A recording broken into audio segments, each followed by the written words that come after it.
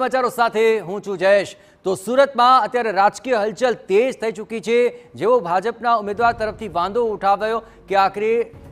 કોંગ્રેસના ઉમેદવારના ટેકેદારોની સહી ખોટી છે, પરંતુ આ સમગ્ર મામલે હવે ચકાસણી ચાલી રહી છે। ત્યારે કોંગ્રેસના ઉમેદવારે આ સમગ્ર મામલે એક દિવસનો સમય માંગ્યો છે। કોંગ્રેસના ઉમેદવાર નિલેશ કુંભાણીએ એક દિવસનો સમય માંગ્યો છે, પરંતુ કુંભાણીનું ફોર્મ રદ થશે કે કેમ તેને લઈને હવે ગૂંચવાડો છે, હજુ પણ સુલઝ્યો નથી। આ સમગ્ર મામલે જે ચકાસણી ચાલી રહી છે તેને લઈને તેમણે એક દિવસની માંગ કરી છે। બીજી તરફ આ સમગ્ર મામલે કોર્ટ સુધી જવાની પણ તૈયારી કોંગ્રેસે દર્શાવી છે। ટેકેદારોની સહીને લઈને હવે સવાલ પણ ઉઠી રહ્યા છે અને આરોપ પ્રત્યારોપનો દોર પણ શરૂ થયો છે, જ્યાં શક્તિસિંહ ગોહિલે આ સમગ્ર મામલે ભાજપ હાર ભાળી ગઈ છે અને માત્ર આ પ્રકારના હથકંડા અપનાવી રહી હોવાનો આરોપ લગાવ્યો। સાથોસાથ ટેકેદારોને લઈને પણ તેમણે સીધા વેધક સવાલો પૂછ્યા કે જ્યારે ફોર્મ ભરાઈ રહ્યું હતું ત્યારે ટેકેદારો સાથે હતા, તમામ ગતિવિધિઓ જે છે તે ચૂંટણી અધિકારીની હાજરીમાં થઈ રહી છે, તેઓ સહી કરી રહ્યા છે અને ત્યારબાદ આવા ટેકેદારો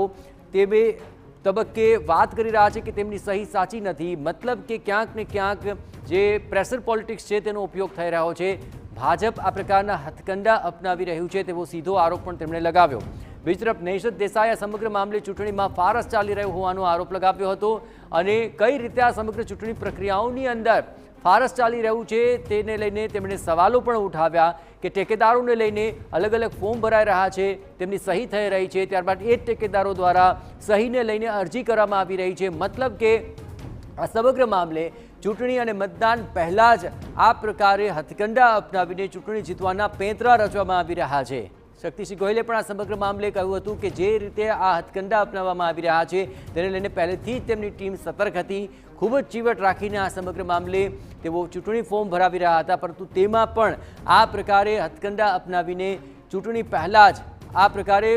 ઉમેદવારોને હેરાન કરવાનો કારસો ચાલી રહ્યો હોવાનો તેમણે આરોપ લગાવ્યો। પણ ટેકેદારોની સહીને લઈને જે ગૂંચવણ ઊભી થઈ છે તેને લઈને છેલ્લા 2 કલાકથી સતત રાજકીય ગરમાવો વ્યાપી ગયો છે। હાલ કલેક્ટર કચેરી ઉપર આ તમામ લોકોની ભીડ એકત્ર થઈ છે, જેમાં ભાજપ, કોંગ્રેસ, આમ આદમી પાર્ટીના ટેકેદારો અને સાથોસાથ નેતાઓ, કાર્યકર્તાઓ ત્યાં ઉપસ્થિત છે અને કલેક્ટર કચેરીની અંદર તમામ બાબતોને લઈને ચકાસણી ચાલી રહી છે। ત્યાં કોંગ્રેસના ઉમેદવાર નિલેશ કુંભાણી દ્વારા એક દિવસના સમયની માંગ કરવામાં આવી છે, કારણ કે જે તમામ બાબતો લેખિતમાં રજૂઆત કરાય છે તો તેમાં વાંધો કેટલો ટકી શકે છે તે સમગ્ર મામલો અત્યંત મહત્વપૂર્ણ છે, કારણ કે ચકાસણી દરમિયાન અનેક એવી ક્ષતિઓ સામે આવતી હોય છે અને પાછલા જે તમામ રેકોર્ડ છે તેને ટાંકીને રજૂઆતો કરવામાં આવી શકે છે તેવી પણ એક શક્યતાઓ સામે આવી રહી છે, કારણ કે ફોર્મની ચકાસણી દરમિયાન જે વાંધાઓ આવતા હોય છે તો તે કેટલા સુધારી શકાય તેવા હોય છે, કેટલીક ક્ષતિઓ એવી હોય છે કે જે આખરે માફ કરી શકાય કે જતું કરી શકાય તેવી નથી હોતી, હવે તબક્કે ફોર્મ રદ પણ થતા હોય છે। પરંતુ આ કેસની અંદર શું એવી કોઈ ક્ષતિઓ છે કે જેને લઈને ફોર્મ રદ કરવા સુધીનો નિર્ણય લેવો પડે, તેને લઈને આ તમામ બાબતો ચકાસણી અને એરણ પર છે અને જે રજૂઆતો થશે ત્યારબાદ કલેક્ટર કોઈ નિર્ણય કરશે। જોકે 4 વાગ્યાથી શરૂ થયેલી આ તમામ ગતિવિધિઓને લઈને લાગી રહ્યું હતું કે અડધાથી પોણા કલાકની અંદર આ સમગ્ર મામલે સ્પષ્ટતા થઈ જશે કે આખરે નિલેશ કુંભાણીનું ફોર્મ રદ થાય છે કે નહીં, પરંતુ હાલ જે અપડેટ આવી રહી છે તે અનુસાર કોંગ્રેસના ઉમેદવાર નિલેશ કુંભાણીએ એક દિવસનો સમય આ સમગ્ર મામલે માંગ્યો છે કે જેથી ટેકેદારોની સહીને લઈને જે ગૂંચવણ ઊભી થઈ છે તેને આખરે સ્પષ્ટ રીતે સુલઝાવી શકાય। પરંતુ શું નિલેશ કુંભાણીને આ ગૂંચવણ ઉકેલવા માટે એક દિવસનો સમય ફાળવવામાં આવે છે કે કેમ તે હવે જોવાનું મહત્વપૂર્ણ બની રહેશે કે પછી આજના દિવસે જ સમગ્ર મામલે કોઈ સ્પષ્ટતા મળી જાય છે કે પછી આ ફોર્મ રદ થાય છે અને જો ફોર્મ રદ નથી થતું તો કઈ બાબતોને લઈને આ ભૂલો જે છે તે સુધારી લેવાશે, તેની સ્પષ્ટતાઓ કેટલી અસર કરશે ટેકેદારોને લઈને, આ તમામ બાબતો અત્યંત મહત્વપૂર્ણ બની રહેશે। તો કુંભાણીના ટેકેદારો યોગ્ય નથી તેને લઈને લેખિત વાંધો ઉઠાવવામાં આવ્યો અને ત્યારબાદ આ સમગ્ર મામલો સામે આવી ગયો। જોકે જે નોટિસ આપને આપવામાં આવી હતી તે આપ આ વિઝ્યુઅલની અંદર જોઈ રહ્યા છો, આ જે નોટિસ છે તેની અંદર સ્પષ્ટપણે ઉલ્લેખ કરવામાં આવ્યો છે કે જે ટેકેદારો છે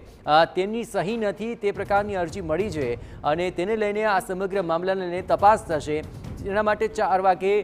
તમામને બોલાવવામાં આવ્યા હતા કલેક્ટર કચેરી પર, જ્યાં આ તમામ બાબતો રજૂ કરવામાં આવી છે, તેને લઈને સ્પષ્ટતાઓ માંગવામાં આવી છે, તેને લઈને રજૂઆતો સાંભળવામાં આવશે। રજૂઆતો કેટલી ટકી શકે છે, આ ક્ષતિઓ છે તેને કેટલી દરગુજર કરી શકાય તેમ છે, આ ક્ષતિઓ છે તે આખરે શું ફોર્મ રદ કરવા સુધીની નિર્ણય સુધી પહોંચે તે પ્રકારની છે કે કેમ તેની તપાસણી થશે। એવે તબક્કે કોંગ્રેસના ઉમેદવાર નિલેશ કુંભાણીએ આ તમામ ગૂંચવણને દૂર કરવા માટે જે સમય માંગ્યો છે, 1 દિવસનો સમય માંગ્યો છે, શું એ સમય આપવામાં આવશે અને એ સમય દરમિયાન કોંગ્રેસ કઈ રીતે ટેકેદારોની સહીને લઈને જે ગૂંચવણ ઊભી થઈ છે તેનો ઉકેલ લાવે છે, તે હવે રાજકીય ચર્ચાનો સૌથી મોટો મુદ્દો બની ચૂક્યો છે। પરંતુ ચૂંટણી પહેલાં, મતદાન પહેલાં આ સૌથી મોટી ગતિવિધિ ગુજરાતના લોકસભા ચૂંટણીના ઇતિહાસમાં જોવા મળી રહી છે। વધુ વિગતે વાત કરવા માટે જોડાઈ રહ્યા છે TV9 સંવાદદાતા સચિન પાટીલ। સચિન, ચકાસણી 4 વાગ્યાથી શરૂ થઈ ચૂકી છે, કોંગ્રેસના ઉમેદવાર પણ સમય માંગી રહ્યા છે, શું તેમને સમય ફાળવવામાં આવી શકે કેમ, કઈ બાબતોને લઈને અત્યારે આ નિર્ણય લઈને વાર લાગી રહી છે? સચિન, આ જે સમગ્ર બાબત છે એ બાબત ઉપર નિર્ણય લેવાનો અધિકાર ચૂંટણી અધિકારીને હોય છે અને એ ચૂંટણી અધિકારીનો જે નિર્ણય છે, નિર્ણયને લઈને આગળની જે આધિકારિક જે જાણકારી છે, જાણકારી થોડી વારમાં જ સામે પણ આવશે। પરંતુ આ સમગ્ર ઘટના જે બની છે અને જે પ્રકારે એમના ટેકેદારોની વાતો અને નામો સામે આવી રહ્યા છે, ત્યારે એમના બનેવી હોય કે એમના મિત્રો હોય અને જે ટેકેદારો છે, ટેકેદારો જ્યારે આ પ્રકારની વાતો સામે આવતી હોય કે એમની જે સહી છે, સહી ખોટી છે, ત્યારે આ સમગ્ર ઘટના જે છે એના ઉપર ઘણી બધી બાબતો ચકાસવાની જરૂર છે। બીજી સૌથી મહત્વની વાત એ પણ છે કે જે ટેકેદારો ફોર્મ ભરતી વખતે એમની સાથે આવ્યા હતા એ સમયે જે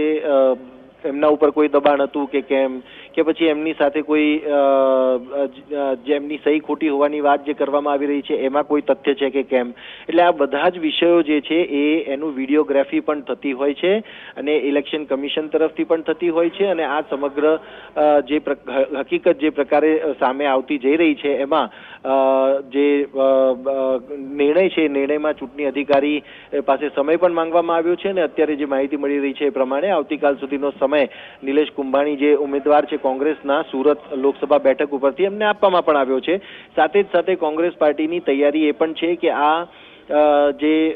અરજી કરવામાં આવી છે અને જે વાંધો ઉઠાવવામાં પણ આવ્યો છે અને એમાં જો ફોર્મ રદ કરવાની વાત આવે તો કાયદાકીય લડાઈ જે છે એને લઈને પણ સંપૂર્ણ તૈયારી જે છે કરવામાં આવી છે અને એને લઈને પણ જે હાઈકોર્ટ સુધી જવું પડે તો એ બાબતને લઈને પણ જે છે એ કોંગ્રેસ પાર્ટીનું જે લીગલ સેલ છે, લીગલ સેલ પોતાની તૈયારી કરી રહ્યું છે અને જે પ્રકારે આખો ઘટનાક્રમ શરૂ થયો એમાં જે ટેકેદારો છે, ટેકેદારોની સહી ખોટી હોવાની વાત છે, ત્યારે જે આક્ષેપ પ્રતિ આક્ષેપ થઈ રહ્યા છે અને જે સુનાવણી અત્યારે ચાલી રહી છે ત્યારે એને મામલે જે છે એ ફરી કલેક્ટર દ્વારા સમય આપવામાં આવ્યો છે અને જે સમય આપવામાં આવ્યો છે એ સવારે 9 વાગ્યાનો છે। એટલે સવારે 9 વાગે જે છે એ ફરીથી આ મામલે સુનાવણી શરૂ થઈ શકે છે અને ત્યાં સુધી જે ચકાસણી છે એ ચકાસણી ચૂંટણી અધિકારી દ્વારા પણ કરવામાં આવશે અને સાથે જ સાથે જે કોંગ્રેસ પાર્ટીના ઉમેદવાર છે એમના તરફથી પણ જે લીગલ સેલ ડિપાર્ટમેન્ટ છે એ લીગલ ડિપાર્ટમેન્ટ જે છે એમના સાથેના જે વકીલ છે આપ નજર રાખતા રહેજો। તો આ સમગ્ર બાબતને લઈને જે મામલો છે તે સહીની ગૂંચનો છે